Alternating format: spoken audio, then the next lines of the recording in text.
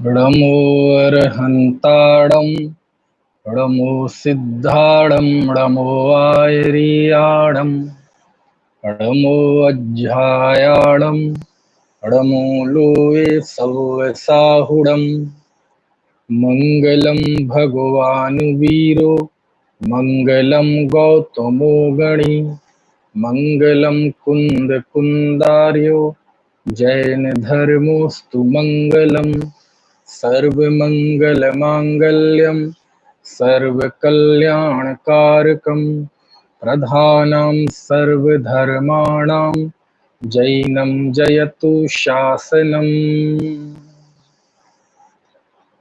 अर्हन्त भास्यत्थं गणहर देवे गन्थियं समम् परमा भावजुत्तो सुदृढ़ान महोदहिं सिरसा।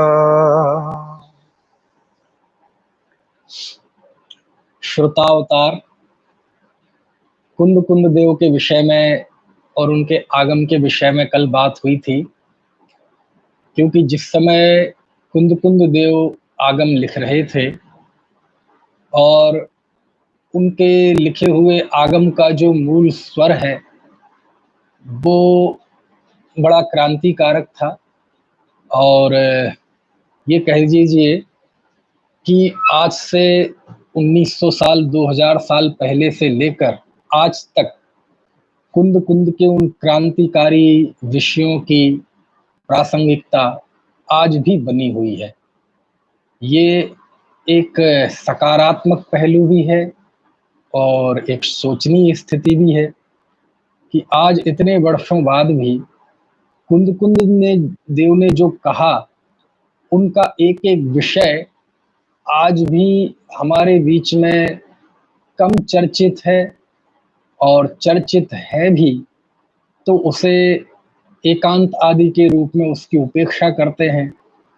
यद्यपि कुंद कुंद देव को मानते सब हैं, उनकी जय जयकार सब करते हैं, उनका बहुमान सब करते हैं, लेकिन जब बात कुंद कुंद के आगम में जो मूल स्वर हैं, जो विषय हैं, जब उन विषयों की बात यदि कहीं चल जाती है तो फिर उसका एकांत कह के निषेध करने लगते हैं। भले ही नाम ना ले कुंद कुंद का, लेकिन कुंद कुंद देव की वाणी किसी के जरिए यदि समाज में आती है तो उनको एकांती घोषित कर देंगे, उनका बहिष्कार करने की बात करेंगे, उन्हें जैनेतर घोषित कर देंगे।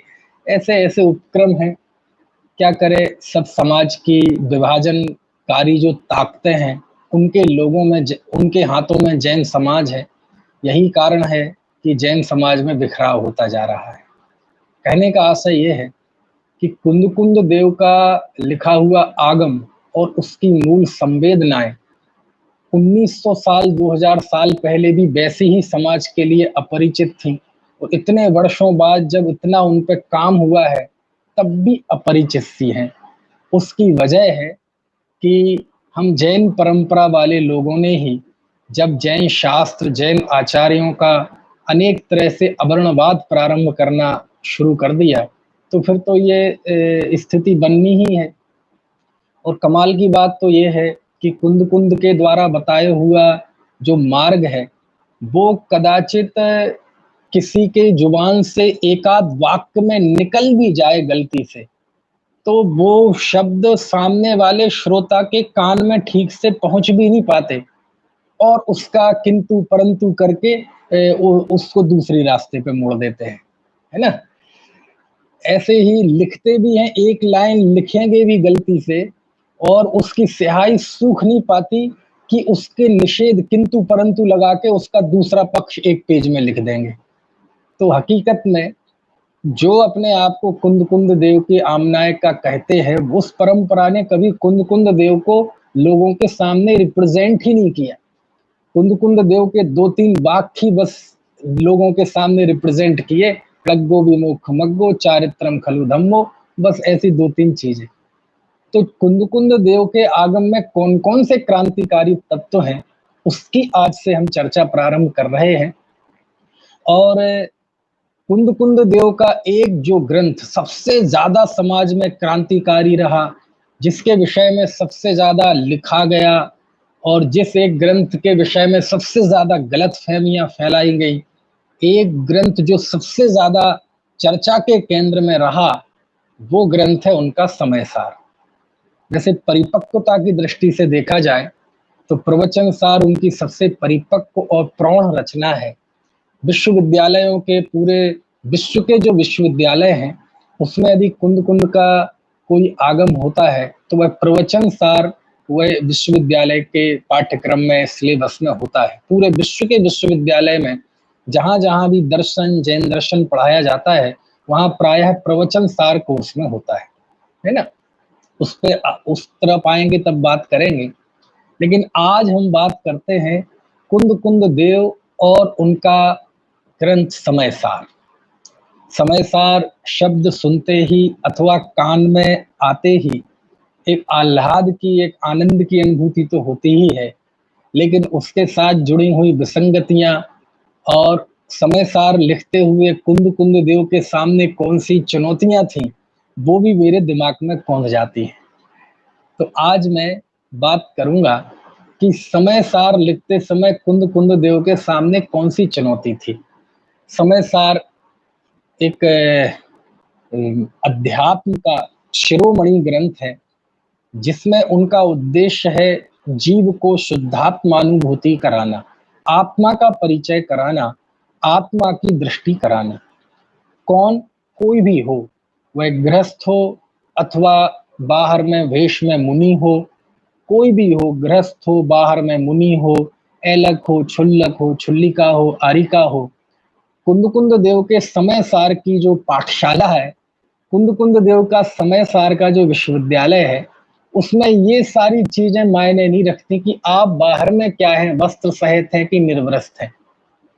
जो भी आत्मज्ञानी नहीं है, है ना, भले ही वह मूर्ख हो, पंडित हो, बाहर में तपस्वी हो, बाहर में संयमी हो, कैसा भी हो, यदि उसे अपने आत्म स्वरूप का भान नहीं है, अपनी आत्मा की दृष्टि नहीं है, तो कुंद कुंद देव का समय सार उसके लिए सर्वोपरि है, सबसे पहले प्रासंगिक है ना।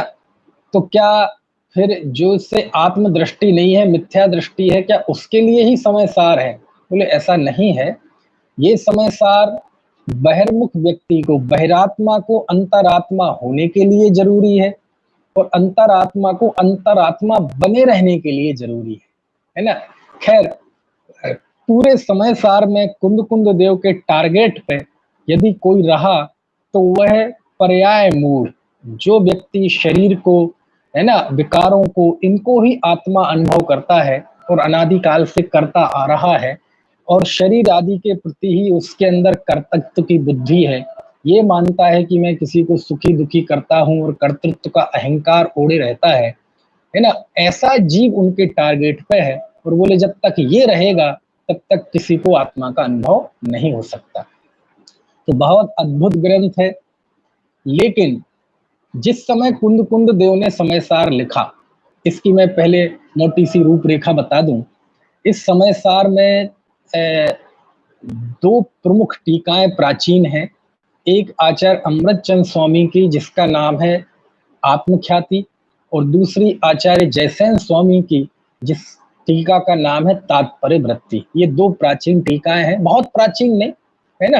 आत्मख्याति लगभग 10वीं 11वीं शताब्दी की है, उसके 200 साल बाद, है ना, ये जयसेन स्वामी की है। तो आचार्य अमृतचंद स्वामी की टीका में इस ग्रंथ में 415 गाथाएं हैं और जयसेन स्वामी की टीका में 439 गाथाएं हैं, है ना। तो कितनी गाथाएं हैं इसमें, दोनों जवाब हो सकते हैं। प्राकृत भाषा में है, ठीक है, यद्यपि कहते षोडशैनी प्राकृत है, लेकिन अर्धमागधी प्राकृत का भी असर है। खैर, तो ये समय सार का मूल विषय क्या है? अमृतचंद स्वामी ने इस समय सार को 10 भागों में बांटा, है ना। उन्होंने इस समय सार की नाटक के रूप में कल्पना की, जिसमें है पूर्व रंग, जीवाजीव अधिकार, कर्ता कर्म अधिकार, पुण्य पाप अधिकार, आश्रव अधिकार, संवर अधिकार, निर्जरा अधिकार, बंध अधिकार, मोक्ष अधिकार और सर्वसिद्ध ज्ञान अधिकार, है ना। चलिए, इसमें समय सार में ऐसी चीजें हैं कि समय सार में आचार्य ने शुद्धात्मा दिखाया है। शुद्धात्मा जो शरीर से भिन्न है, राग आदि भावों से भिन्न है, ऐसा शुद्धात्मा उनका दिखाना उद्देश्य था। जब वो लिखते हैं समय सार की चौथी गाथा में कि सुध परिचिदाणु भूदा सब्बस भी काम भोग बंध कहा, एयत तस्सुभ लंभो णमरिणा सुलहो वहत तस्य, कि मैं एकत्व भक्त जीवों ने काम भोग बंध की कथा सुनी, परिचय किया, अनुभव किया, इसलिए वह सुलभ है। लेकिन पर से भिन्न एकत्व की चर्चा कभी सुनी नहीं, परिचय नहीं किया, अनुभव नहीं किया, इसलिए वो दुर्लभ है। कहने का आशय यह है, भूमिका बांधते हुए आचार्य ने जिसने काम भोग बंध की कथा सुनी है ना, ऐसे जीव को वो समय सार लिख रहे हैं, समझ में आया ना। और उसमें जो बंध कथा लिखा शब्द है, काम भोग शब्द का तो अर्थ पंचेंद्रिय के विषय भोग है, उसकी चर्चा, लेकिन जो बंध शब्द है वो बहुत खास है, बंध कथा। और आचार्य ने समय सार की शुरुआत की 8 पंक्तियों में ही इस शब्द का 2 बार प्रयोग किया। इसके पहले तीसरी गाथा थी, उसमें भी लिखा था, है ना, छह गदो समो सब्बथ सुंदरो लोए, बंद कहा ए यत्ते तेण विषम बादणी होदी, कि लोक में एकत्व ही सुंदर है और उसके साथ जो बंध की कथा है वह विसंवाद पैदा करती है। तो बंध की कथा का एक खास अर्थ है। तो चौथी गाथा में भी कहा कि जो जिसने भोग की कथा, काम की कथा और बंध की कथा ही सुनी है, परिचय किया है, अनुभव किया है, उसके लिए आत्मा की चर्चा दुर्लभ है। तो वहां भी बंध की कथा, ये बंध की कथा क्या है? बंध की कथा का अर्थ है, जयसेन स्वामी ने अर्थ किया है, प्रकृति बंध, प्रदेश बंध, स्थिति बंध, अनुभाग बंध, नर नारक आदि पर्याय। यानी जब आचार्य ये कहते हैं कि तुम्हें बंध की कथा आपने बहुत सुनी है, परिचय किया है, अनुभव किया है, तो इस बंध की कथा में वो सारी चर्चा है जिसे हम धर्म चर्चा भी कहते हैं। 8 कर्मों की चर्चा, प्रकृति बंध, स्थिति बंध, प्रदेश बंध, अनुभाग बंध, प्रदेश बंध, ये 4 प्रकार के जो बंध, क्षुद्रक, ये महाबंध का विषय है ना। दूसरा खंड ना खुद्दा बंध में भी ये विषय है। तो जितना भी षटखंडागम का विषय और कषाय पाहुड़ का जो विषय था, वो बंध कथा है। कौन सी कथा है? वो बंध कथा है। अब आप कहेंगे कैसी बात करते हैं? हाँ, जीव का बंधन की तरफ से कथन करना, उसका संयोग की तरफ से कथन करना, कैसे कर्मों से बनता है, कैसे भाव करता है, तो कितने कर्मों से बनता है, किस गति में जाता है, ये सारी चर्चा बंध कथा है। और इस बंध कथा के लिए उन्होंने कहा कि ये आपने बहुत सुनी है, परिचय किया है, अनुभव किया है। तो कुंद देव के समक्ष ये बहुत बड़ी चुनौती थी कि जब वो समय सार लिखते हैं तो कहते हैं बंध की कथा तो आपने बहुत सुनी है, लेकिन मैं जो आत्मा दिखाऊंगा, आत्मा का स्वरूप समझाऊंगा, वो इस बंध से बिल्कुल निराला निर्बंध तत्व है, अबंध तत्व है, वो ही आत्मा। क्योंकि उसी जीव को जब बंधन की तरफ से, संयोग की तरफ से देखते हैं, व्यवहार में से देखते हैं, तो वही बंधा हुआ दिखाई देता है। और वही जब उसके स्वभाव की तरफ से देखते हैं, निश्चय से देखते हैं, तो वह निर्बंध दिखाई देता है। तो कुंद देव के मन में ये चिंता आई कि पूज्य आचार्यों ने, है ना, भूतबली पुष्पदंत आचार्य ने और गुणधर आचार्य ने जीव का बंधन की तरफ से तो कथन कर दिया, और ये बंधन का 8 कर्म, 148 प्रकृतियां आदि आदि विषय, ये ज्ञान का विषय तो हो सकता है, लेकिन ये दृष्टि का विषय नहीं हो सकता। ये जानकारी का विषय तो हो सकता है, लेकिन अपनापन करने लायक, है ना, जिसमें हम तल्लीन हो जाएं, ऐसा विषय नहीं हो सकता। तो उन्होंने उस समय ये बीड़ा उठाया कुंद देव ने कि हमारे पूर्व आचार्यों ने बंध तत्व को स्थापित किया प्रथम श्रुत स्कंद के रूप में, मैं निर्बंध आत्मा को स्थापित करूंगा। समझ में आया ना? तो कुंद देव का ये जो विकल्प था, ये समय सार में उन्होंने पूरा किया। और सच में यदि उन्हें ये विकल्प, ये भाव नहीं आया होता तो पंचम काल के जीव तो प्यासे ही मर जाते। क्यों? क्योंकि फिर यदि हम धर्म के नाम पे यही करते कि इन प्रकृतियों को और कर्म सिद्धांत को गिनते रहते।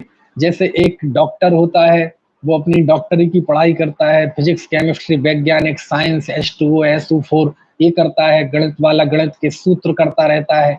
हम भी फिर ये गति मार्गणा इसी के आलाप और इसी के भंग बनाते रहते, याद करते रहते, और यही हमारी विद्वत्ता होती, यही साधुओं की साधुता होती, यही साधकों की साधना होती। समझ में आया ना? लेकिन ये तो बंद की कथा है, कोई अशुभ कथा है ऐसा नहीं है। काम भोग की कथा ये अशुभ कथा है, और बंद की कथा ये शुभ कथा है ना, जिसे हम धर्म कथा भी कहें। तो कुंद देव ने उस समय ये लिखा कि अब तक जो लिखा गया वो बंध पद्धति से लिखा गया, और मैं निर्बंध आत्मा स्थापित करूंगा। तो कुंद देव को ये लगता था कि यदि मैं ऐसा लिखूंगा तो किसी को ये लग सकता है कि कुंद देव तो है ना, ये जो कर्म सिद्धांत हैं इसके विरुद्ध में खड़े हो रहे हैं, इसके विरुद्ध बात कर रहे हैं। क्यों? क्योंकि उन्होंने जो ये कहा ना, बंद की कथा विसंवाद पैदा करती है, और आगे कहेंगे कि जीव कर्म का करता नहीं है, नौकर्म का करता नहीं है। तो ये बातें तो जाके सिद्धांत से टकराती हैं, षटखंडागम से, क्योंकि उसमें तो यही लिखा है कि जीव कर्मों का करता है। तो ये जो कुंद के सामने एक बहुत बड़ी चुनौती थी कि उन्हें जो निर्बंध आत्म तत्व समय सार में बताना था, उस समय का जो उपलब्ध आगम था वह उनसे बिल्कुल विरुद्ध विवक्षा का था। कैसा था? मेरे शब्दों पर ध्यान देना, नहीं तो आप गड़बड़ हो जाएगी। विरुद्ध नहीं कह रहा हूं मैं कह रहा हूं विरुद्ध विवक्षा का, विरुद्ध अभिप्राय का। ये जो स्यादवाद शैली है ना, दो नयों में है ना परस्पर विरोधी होना, लेकिन वस्तु में अविरोधी रूप से रहना। ज्ञानी के ज्ञान में दोनों नए अविरोधी रूप से रहना, बिना किसी संघर्ष के एक साथ रहना। तो इसलिए कह रहा हूं मैं, है ना। तो आचार्यों में कहीं विरोध नहीं था।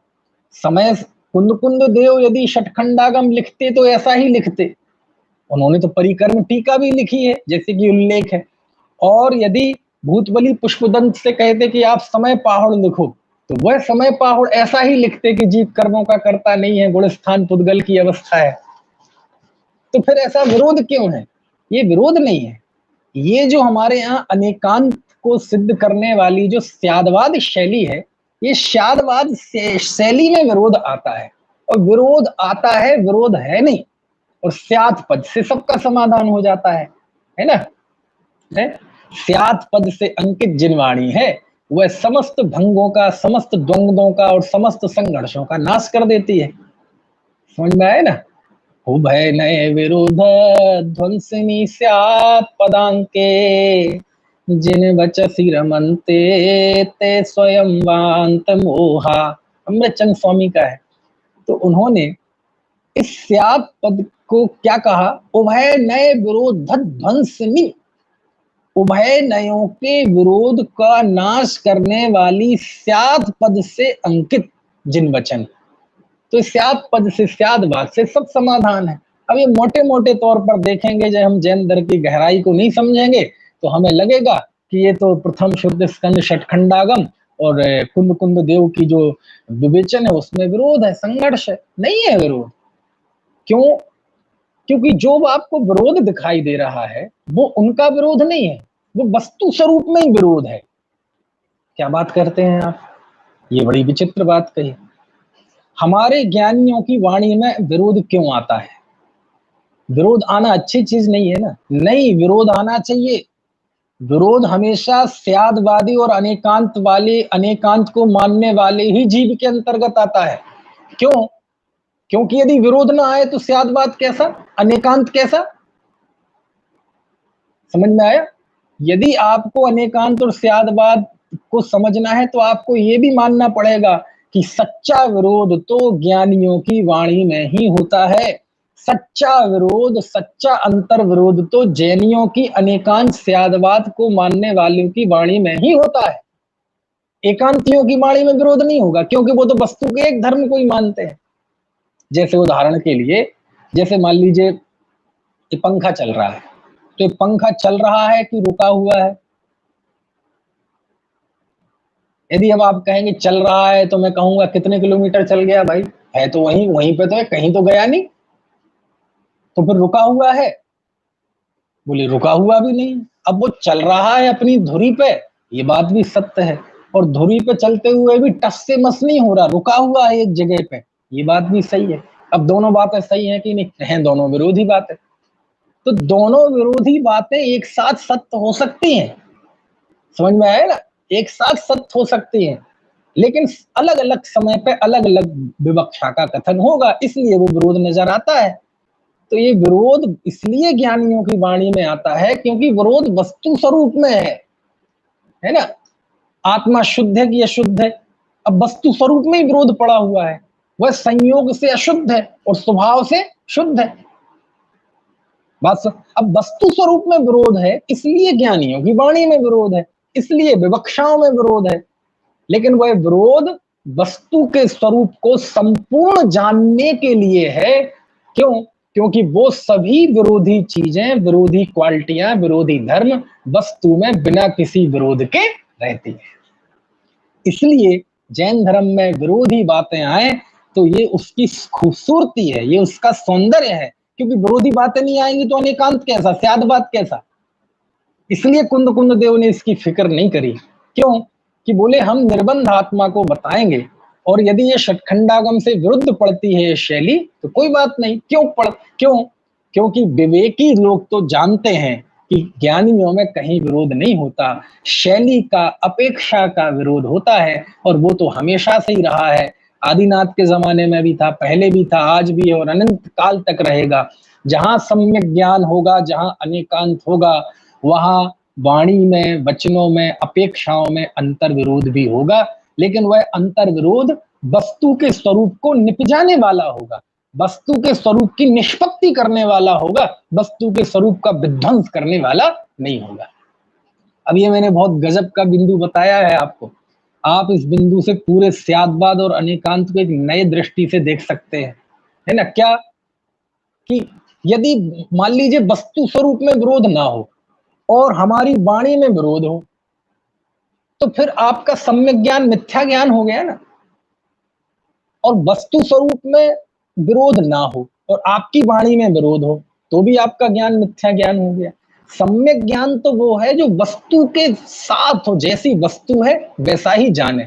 यदि दो विरुद्ध धर्म को एक साथ वस्तु में जानने वाला जो हमारा सम्यक ज्ञान है, प्रमाण ज्ञान है, जो कि विरुद्ध धर्मों को जानता है, मानता है, यदि ये ज्ञान सम्यक है तो इसका मतलब हमने ये भी जान लिया कि वस्तु में ही विरोध पड़ा हुआ है, वस्तु स्वरूप में ही विरोध है। लेकिन विरोध ये ऐसा विरोध नहीं है, समझ में आया ना? रहते एक ही वस्तु में, है ना? गजब की बात है। अब चूंकि वो दार्शनिक बात हो जाएगी, इस विषय पे मेरे बहुत व्याख्यान है, यूट्यूब पे पड़े हुए हैं, सुन लेना। अभी तो मुझे बताना है कि कुंद कुंद देव के सामने क्या चुनौती थी। कि पहली चुनौती ये थी कि वो जब समय सार लिख रहे थे तो उन्होंने जो निर्बंध आत्म तत्व बताया, वो जो शैली थी वो उपलब्ध आगम से जाकर टकराती थी, ये शैली थी। समझ में आया ना? क्योंकि वो लिख रहे हैं आत्मा में गुण स्थान नहीं है, गुण स्थान को पुद्गल की पर्याय कहते हैं, एदे सब्बे बाबा पुद्गल दब्ब परिणामा। और भूतबली आचार्य तो कह रहे ये सब कर्म जो है ये जीव के हैं और जीव ही इनका करता है, और ये जीव की अवस्थाएं हैं, जीव समास, जीवस्थान। ठीक है? तो कुंद कुंद देव के सामने समय सार लिखते हुए पहली चुनौती तो ये थी कि उनके सामने जो उपलब्ध आगम था वह उनके विरुद्ध अपेक्षा का था। अपेक्षा, विरुद्ध नहीं, हाँ, स्यादवाद है।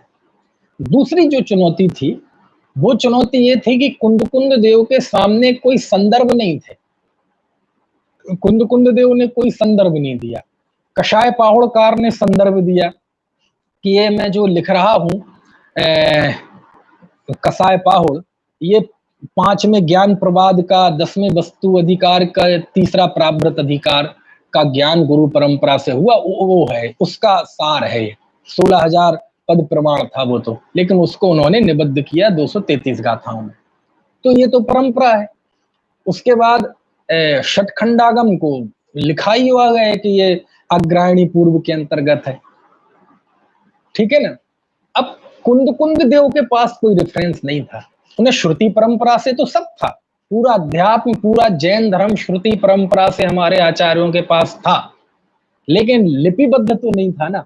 और हमारे यहाँ तो इसकी साक्षी चलती है, जरा सी कोई बात कहे, मैं कह दूं तो आप नहीं मानेंगे, कोई नई बात आएगी, कहाँ लिखी, कहाँ लिखी, कहाँ लिखी, कौन से आचार्य ने लिखी, कौन से ग्रंथ में लिखी, कौन सी गाथा, श्लोक नंबर बताइए। एकदम बंदूक लेके खड़े हो जाते हैं लोग, समझ में आया ना। तो ये चिंता कुंद देव के समक्ष भी थी कि जब वो ये कहेंगे कि आत्मा गुणस्थान का कर्ता नहीं है, गुणस्थान में नहीं है, गुणस्थान तो पुद्गल की अवस्था है, तो ये 10 लोग बंदूक लेके खड़े हो जाएंगे हमारे सामने। बंदूक लेके मतलब ये एक थोड़ी सी अलंकारिक भाषा है, ऐसे कोई बंदूक वाले नहीं थे, मतलब प्रश्न खड़े कर जाएंगे। और कोई जैनेतर नहीं, अजैन नहीं, जैन लोग ही खड़े हो जाएंगे कि साहब गलत है, अपना बयान वापस लो, वचन वापस लो, ये तो जैन धर्म के खिलाफ है। कहाँ लिखा, कौन से शास्त्र में लिखा, कौन से गाथा में लिखा, कौन से सूत्र में लिखा, कौन से श्लोक में लिखा क्या कि गुणस्थान पुद्गल की पर्याय है, आत्मा प्रमत्त नहीं है, प्रमत्त नहीं है। क्योंकि 14 गुण स्थानों में पहले 6 गुण स्थान प्रमत्त हैं, बाद के 8 गुण स्थान अप्रमत्त हैं। और आचार्य 6वीं गाथा में कह रहे लबी होदी अपमत्तो लपमत्तो जान बोधु जो भावो एवं भड़ंती शुद्धम मणादो जो सोधु सोचेब कि जीव आवय ज्ञायक प्रमत्त नहीं, अप्रमत्त नहीं। तो कैसे कहते हो आचार्य, कहाँ लिखा, कहाँ लिखा। तो ये चुनौती थी कुंद देव के सामने। तो 2 चुनौती हो गई उनके सामने। पहली चुनौती, उस समय का जो उपलब्ध आगम था वह उनकी विरुद्ध विवक्षा का था। और दूसरी चुनौती, उनके सामने कोई संदर्भ नहीं थे, कोई रेफरेंस नहीं थे लिखित रूप में। श्रुति परंपरा से तो सब थे, नहीं तो आत्मज्ञानी सम्यक दृष्टि कैसे होते मुनि लोग, ज्ञानी लोग, है ना। 2 चुनौती हो गई आपके सामने। इस पे मेरे विशेष प्रवचन है, यूट्यूब पे सब पड़े हुए हैं, मैं संक्षिप्त में बता रहा हूं आपको। ये तो श्रुत अवतार की श्रृंखला में ये विषय आया इसलिए बता रहा। तीसरी चुनौती थी उनके सामने सबसे बड़ी, वो थी जीवों की छल ग्रहण करने की प्रवृत्ति। कुंद देव के सामने ये बहुत बड़ी चिंता थी। क्यों?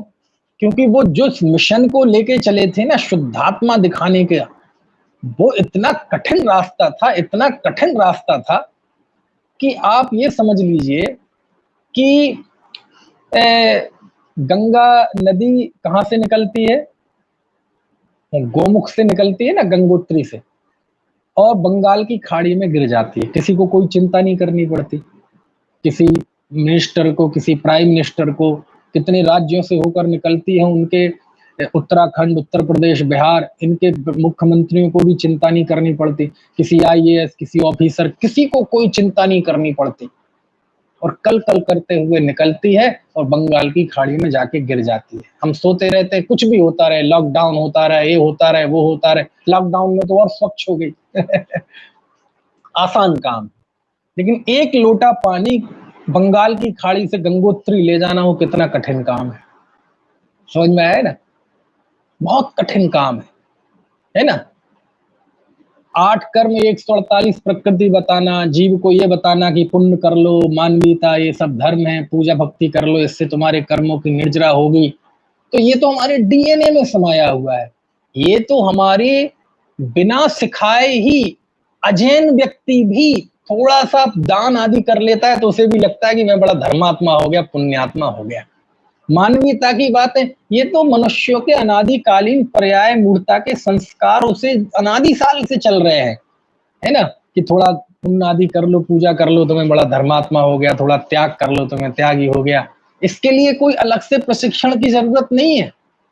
इसके उपदेश से जीवों को संतुष्ट करना, ये कार्य तो वैसे पापड़ तोड़ने के जैसा काम, पहाड़ काटने का काम तो कुंद देव ने किया। क्यों? क्योंकि उनके सामने इतना कठिन काम था कि बहुत छल ग्रहण कर सकते हैं। कैसे?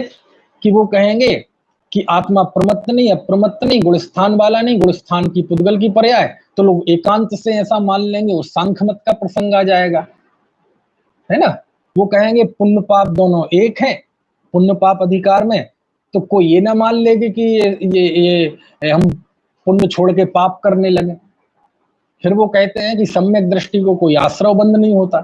तो कोई ये ना सोच ले कि हम तो सम्यक दृष्टि, हम तो कुछ भी करेंगे, कुछ भी खाएंगे पिएंगे, हमें कोई आश्रव नहीं होता। निर्जराधिकार में उन्होंने कहा है सम्यक दृष्टि के भोगों से कर्मों की निर्जरा होती है।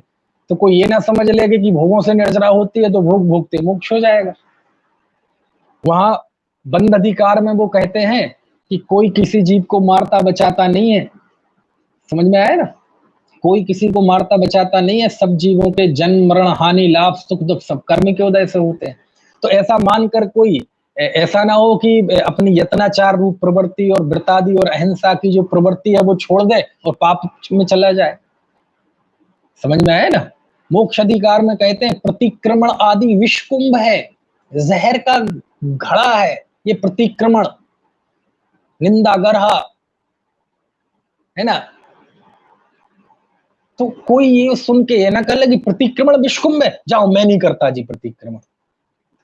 तो ये जो कुंद कुंद देव के सामने चुनौती थी कि हमें शुद्धात्मा दिखानी है, और शुद्धात्मा दिखाने के हमारे इस कार्य में इतने खतरे हैं कि जीव कहां चला जाए, भ्रष्ट हो जाए, निश्चयावलंबी हो जाए, एकांती हो जाए, इसके बहुत खतरे हैं। ये उनके सामने सबसे बड़ी चुनौती थी, क्योंकि कुंद कुंद देव को ये गहरा बोध था कि इस पंचम काल के जो जीव हैं इनका संघनन, शरीर की शक्ति भले ही बहुत कम होती है लेकिन इनकी कषाय शक्ति बहुत मजबूत होती है, और अर्थ का अनर्थ ग्रहण करने में तो इस काल का जीव पीएचडी है, हर आदमी पीएचडी है अर्थ का अनर्थ ग्रहण करने में।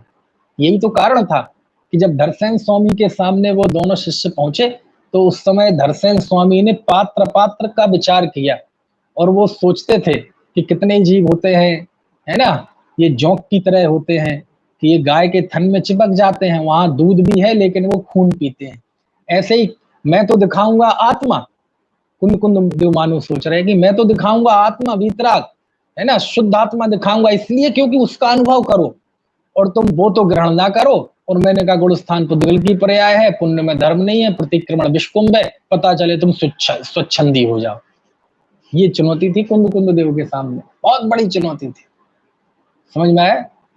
तो इसलिए ही 3 चुनौती बता दी मैंने आपको। कौन कौन सी? पहली चुनौती, उनके पास कोई संदर्भ नहीं थे। दूसरी चुनौती, जो संदर्भ थे उपलब्ध आगम वह उनकी विरुद्ध विवक्षा का था। तीसरी चुनौती, जीवों की छल ग्रहण करने की प्रवृत्ति। समझ में आ रही बात की नहीं? ठीक है। और चौथी चुनौती थी जीवों की अनादिकालीन पर्याय मूढ़ता। क्या मतलब हुआ? बोले चलो कोई जीव स्वच्छंद भी नहीं होगा, है ना, बराबर अपना जैनाचार सब पालन करेगा, लेकिन समझेगा भी, शब्दार्थ भी समझेगा, गाथार्थ भी समझ लेगा, समय सार के आगा पीछे वो भी कर लेगा, हो सकता है इस पे पंडित भी बन जाए, प्रवचन भी कर दे, इस पे व्याख्यान भी कर दे, भाष्य लिख दे, टीकाएं लिख दे, सब कर दे। लेकिन कुंद कुंद देव को पता है कि जो मैं शुद्धात्मा दिखा रहा हूं, समय सार दिखा रहा हूं, ये अंतिम समय में चूक जाएगा। अंतिम समय में चूक जाएगा मतलब ये किंतु परंतु इफ बट ना जाने क्या क्या लगाकर ये अपनी अनादिकालीन पर्याय मूलता को ही पुष्ट करेगा। कैसे? समय सार पढ़ लिया, सब कर लिया, और हाँ मैं अलग, मैं देहादि से भिन्न हूं, सब हूं, और सोचेगा विचार करेगा, लेकिन अंत में किंतु किंतु लेकिन यार संसार तो है ही, बोले बस खत्म, चूक गया चूक गया। क्यों?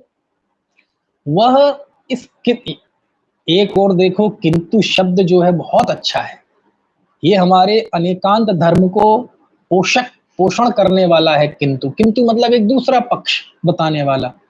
लेकिन अनादि काल से आज तक सबसे ज्यादा अनर्थ भी यदि किसी शब्द ने किया है तो किंतु ने किया है। ये किंतु हमें वस्तु को उस दृष्टि से संपूर्ण स्वीकार नहीं करने देता यदि गलत हाथों में ये किंतु शब्द पड़ जाए। ज्ञानी के हाथ में किंतु शब्द है तो वो सम्यक ज्ञान का पोषण करता है, और अज्ञानी के हाथ में पड़ेगा हाँ हाँ हाँ मैं एक हूं, मैं शुद्ध हूं, है ना, अहमेक को खलु शुद्ध हो, लेकिन किंतु अब पर्याय में तो राग है ही, बस खत्म हो गया, बस बेकार हो गया, पूरा समय सार कुंद कुंद देव के समय सार को आग लगा दी तुमने। क्यों? जब आप अपने स्वभाव की दृष्टि से देखेंगे तो फिर किंतु परंतु नहीं है। हम अपने स्वभाव से पूर्णता शुद्ध हैं, वहां किंतु परंतु का काम नहीं है। लेकिन बस ये हुआ अनादिकाल से जीव के साथ कि जब जब वो अपने आत्मा के समीप गया, उसे किंतु रूपी संशय के सांप ने उसे डस लिया। समझ में आया ना? ये किंतु रूपी संशय के सांप ने इतना अनर्थ किया इसका कि ये अंतिम पलों में चूक गया और कभी आत्मा का साक्षात अनुभव नहीं कर सका और विकल्पात्मक निर्णय में ही संतुष्ट होके अपने जीवन बर्बाद करता रहा। कुछ बात समझ, बहुत खतरनाक है ये किंतु शब्द।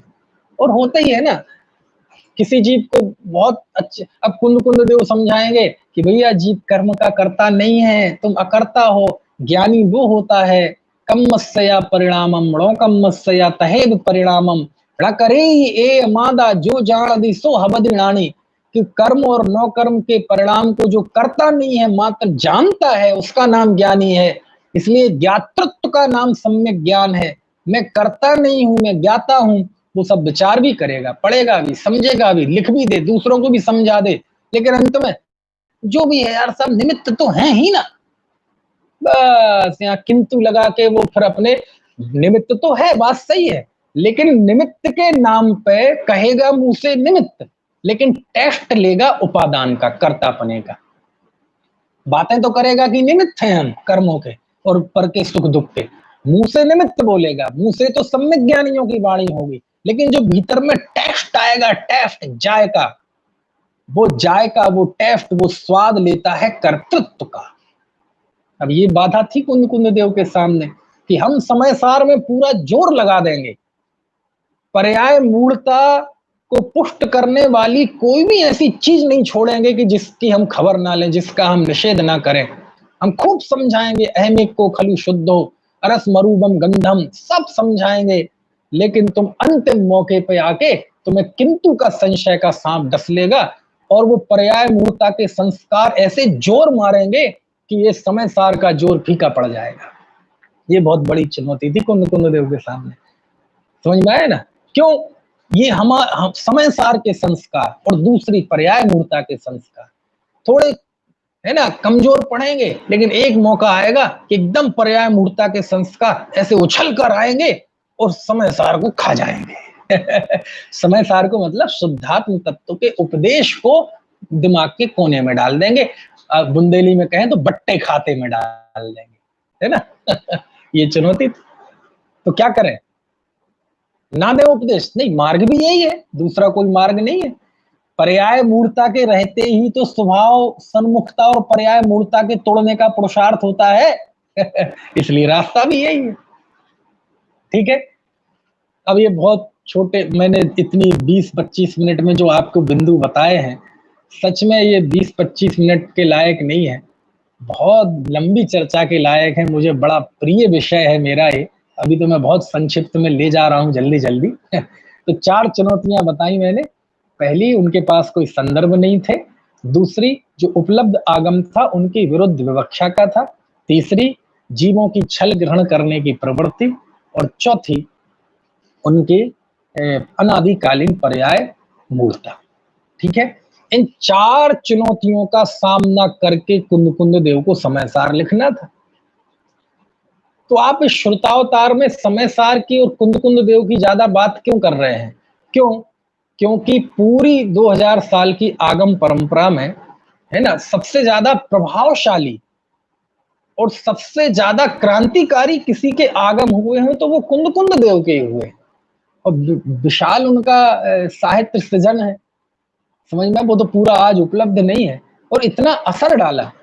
आज मान लीजिए आपको दुनिया के सामने जैन दर्शन को रिप्रेजेंट करना हो, कसाय पाहुड़ और षटखंडागम ये तो स्वसमय वाले के लिए है, ये तो हमारे अपनी दायरे की चीजें हैं। लेकिन आज जैन अध्यात्म को, तत्व ज्ञान को, वस्तु व्यवस्था को यदि दुनिया के सामने रिप्रेजेंट करना हो तो आपको कुंद कुंद के आगम चाहिए पड़ेंगे। कर्म सिद्धांत से कुछ नहीं होगा। समझ में आया ना? 4 गति 84 लाख योनियां पंच परावर्तन से नहीं होगा। इनका अपना महत्व है। ये वो तो आचार्य टीकाओं में लिखा है कि ये तो स्वसमय के लिए है। लेकिन कुंद कुंद का आगम पूरे अरहत दर्शन को, पूरे जैन दर्शन को, 24 तीर्थंकरों की वाणी, और अनादिकाल से लेके आज तक और जो भविष्य में होंगे उन सब तीर्थंकरों का जो मूल तत्व ज्ञान है उसको रिप्रेजेंट करता है कुंद कुंद देव का आगम, इसलिए उनका इतना महत्व है। समझ में आया ना, ये कोई बात पक्ष की या ऐसी नहीं है, सब आचार्य हमारे हैं, सब आगम हमारा है। लेकिन क्या करें, अब ये मनुष्य का स्वभाव है ना कि दो चीजें उसके सामने आती हैं तो तुलना करने लगते हैं, और मनुष्य का स्वभाव क्या करते ही है ना, तुलना ना करें तो चार अनियोग कैसे बने, तुलना ना करें तो किसी की वंदना करते हैं और किसी का नाम भूल जाते हैं, ऐसा क्यों हो गया? ये मानवीय स्वभाव है कि उसके सामने जो बहुत सारी चीजें आती हैं तो उसके बीच में सहज ही उसकी तुलनात्मक प्रवृत्ति हो जाती है। यदि इस तरह की चीजें ना हो तो दुनिया चलेगी नहीं फिर, है ना। और इसका तो परमार्थ से उपाय तो एक है कि सारी विविधताओं को तोड़ के यदि कोई अपने एकत्व स्वभाव में स्थित हो जाए तो सारी वैविध्य को छोड़ के परम एकत्व दशा और अद्वैत दशा सिद्ध दशा को प्राप्त कर लेगा। तो यदि उस दिशा में जाते हैं तो बहुत बढ़िया बात है ना। तो समय सार की बात हम कर रहे थे, तो ये चार चुनौतियां थी। अब ये एक बड़ा कमाल का कार्य है कि चार चुनौतियां महत्वपूर्ण नहीं है, महत्वपूर्ण यह है कि इन चार चुनौतियों का सामना कैसे किया कुंद कुंद देव ने, उन्होंने चार चुनौतियों से पार कैसे गए, वो इन चैलेंजेस को उन्होंने कैसे एक्सेप्ट किया और कैसे फिर समय सार में वो अपनी बात कह सके, ये बहुत अद्भुत चीज है ना। तो देखो जरा, जितना समय आज बचा है उसमें जितनी बात हो जाए, बाकी कल करेंगे और परमागम पे भी करेंगे। सबसे पहला तो उनके पास कोई लिपिबद्ध कोई वो नहीं था, क्या कहते हैं, प्रमाण। अब इसके लिए वो क्या करता है, अब इसमें तो किसी का कोई वश है नहीं। यही कारण था कि इस चुनौती का सामना करने के लिए उन्होंने जगह जगह पे समय सार में ये लिखा कि मैं जो कह रहा हूं ये भगवान के वचन है, ये केवली भगवान के वचन है। ऐसा उन्होंने जैसे नाचार की टीका के हिसाब से देखा जाए तो 40 जगह लिखा, और जैसे अमृत चंद स्वामी के हिसाब से 37 जगह, 37 गिनेंगे तो एक आध ज्यादा कम भी हो जाएगा 37 जगह पे, 40 जगह पे उन्होंने ये लिखा कि मैं जो कह रहा हूं ये भगवान ने कहा है। ऐसो जड़ोपदेशो, है ना, केवल ही जड़े ही भणिया, 2 सब्बन्नाण दिठो, 3 जड़ा वेंती, 4 बंडी दो जन बरे हिम, 5। समझ में आया ना, 5 तो मैंने अभी बता ही दिए तत्काल में, ये ऐसे कई सारे हैं, है ना। कहने का मतलब ये है कि हर जगह आचार्य ने भगवान की साक्षी दी, 40 जगह, और ये साक्षी कोई छंद पूर्ति के लिए नहीं दी कि कहीं शब्द कम पड़ रहे थे। इतनी गरीबी या इतने कच्चे कलाकार नहीं थे कुंद कुंद देव कि उन्हें शब्द कम पड़ने पे ऐसी ऐसी चीजें डाल दें। उन्होंने जानबूझ के, क्योंकि समय सार का एक एक पॉइंट बड़ा सेंसिटिव है, हर आदमी पूछेगा कहाँ लिखा, हमें तो लिखा नहीं मिलता। तो कहते भैया ये भगवान ने ये बात बताई है, भगवान में के ज्ञान में जीव नित्य उपयोग लक्षण वाला देखा गया है ना। ऐसे 40 जगह लिखा है जयसेन स्वामी की टीका के हिसाब से, क्योंकि उसमें गाथाएं ही ज्यादा है। ऐसा समझ में आती है, अद्भुत बात है। तो आचार्य बार बार क्यों लिखते हैं आप कि ये बात भगवान ने कही, आप क्या कहना चाहते हैं? एक जगह 2 जगह कह देते, 40 जगह। अरे भाई इशारा समझो। अरे अब वो सीधा नहीं कह पा रहे कि ये बात सीमंदर भगवान ने कही, और वो कहेंगे भी नहीं, नाम नहीं लेंगे सीमंदर भगवान का। वो सीमंदर भगवान की साक्षात दिव्य देशना का उन्हें लाभ हुआ था, ऐसे शास्त्रों में खूब उल्लेख है, लेकिन उन्होंने कहीं नाम नहीं लिया। क्यों नहीं लिया? क्योंकि उन्हें पता है कि सीमंदर स्वामी का नाम लेने के कितने साइड इफेक्ट्स हैं। यदि सीमंदर स्वामी का नाम लेंगे ना तो कितने ही लोग अश्रद्धा व्यक्त करेंगे, और उस अश्रद्धा व्यक्त करने का असर हमारे बताए हुए तत्व ज्ञान पे पड़ेगा। क्योंकि जब दूसरी बातें किसी व्यक्ति के साथ गलत जुड़ जाती हैं तो उसकी सही बात भी शंका के दायरे में आ जाती है। कोई शंका करेंगे तो कहेंगे पता नहीं गए कि नहीं, तो उनका लिखा हुआ भी ये गलत, पता नहीं सही है कि नहीं। उन्होंने कहीं सीमंद्र भगवान का नाम नहीं लिया और स्वयं को भद्रबाहु आचार्य की परंपरा से जोड़ा, जो कि भगवान महावीर की गौतम स्वामी की परंपरा थी। क्यों? क्योंकि वो अपने इस तत्व ज्ञान का भोले भाले जीवों के द्वारा, कुछ कषाई जीवों के द्वारा, कोई अश्रद्धालु जीवों के द्वारा और विभाजनकारी लोगों के द्वारा इस तत्व ज्ञान का अनादर नहीं कराना चाहते थे, इसलिए उन्होंने सीमंद्र भगवान का नाम नहीं लिया। और जिनने लिया तो जो आशंकाएं कुंद कुंद देव के मन में थी वो आशंकाएं सत्य सिद्ध कर दी। समझ में आया ना? है क्यों? क्योंकि गुरुदेव श्री कांजी स्वामी ने सीमंद्र भगवान का नाम लिया, उनकी प्रतिष्ठाएं कराई, तो लोगों के टारगेट पे आ गए सीमंद्र भगवान, उन्हें विदेशी भगवान कहने लगे और उनके धर्म को विदेशी धर्म कह के उनका उपहास करने लगे। तो देखो, जो कुंद कुंद देव के मन में आशंकाएं थी वो सिद्ध हो गई ना। कुछ मेरी बात समझ में आ रही कि नहीं? तो ये सब चल, तो कुंद कुंद देव बहुत परिपक्व व्यक्ति थे, उन्होंने नाम नहीं लिया, लेकिन कहा भगवान ने ये बात कही, 40 जगह ऐसा लिखा। समझ में आया? एक। दूसरा, अब समय हो गया है, एक चुनौती का उन्होंने कैसे सामना किया वो मैंने आपको बता दिया। अब शेष 3 चुनौतियों का कैसे वो सामना करेंगे, कल करेंगे वो सामना। ठीक है? तो बहुत अद्भुत चर्चा मतलब विषय की दृष्टि से ये है, कैसे कुंद कुंद देव, गाथाएं वगैरह तो उनकी महान है ही, लेकिन कुंद कुंद देव की चुनौती कल मैंने बताई थी ना, उनके गुरु के ऊपर लांछन लग चुका था, उनके दादा गुरु ने विवाह कर लिया था, कितनी उनके सामने चुनौती थी। बोलो, अपने गुरु का नाम नहीं ले सकते, गुरु का नाम नहीं ले सकते। यदि सवस्त्र मुक्ति का और श्वेतांबर मत का निषेध करते हैं तो कोई ये भी कह सकता था कि तुम्हारे गुरु ने समर्थन किया था। तो उन्होंने गुरु का नाम नहीं लिया, दादा गुरु का नाम नहीं लिया, और उनके सामने कैसे श्वेतांबरों का प्रभाव पड़ रहा था। लोग उदारवादिता के नाम पे दोनों में समन्वय करने लगे थे और समन्वय के नाम पे मिथ्यात्व का पोषण करने लगे थे। ऐसी ऐसी चुनौती में उन्होंने हमारे दिगंबरत्व को भी स्थापित किया, श्रवण संस्कृति को भी बरकरार रखा और उसका, है ना, उसे खंडित क्षति नहीं पहुंचने दी। और उसके अलावा सिद्धांत तो लिख जा चुका था, लेकिन सिद्धांत के साथ साथ इस जीवन विधायनी जो तत्व है अध्यात्म, उसको भी उन्होंने उस समय लिपिबद्ध कर दिया।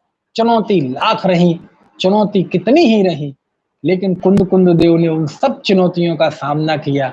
और यही कारण है कि आज हम जीवित हैं, पूरे आनंद के साथ, पूरे गौरव के साथ जीवित हैं।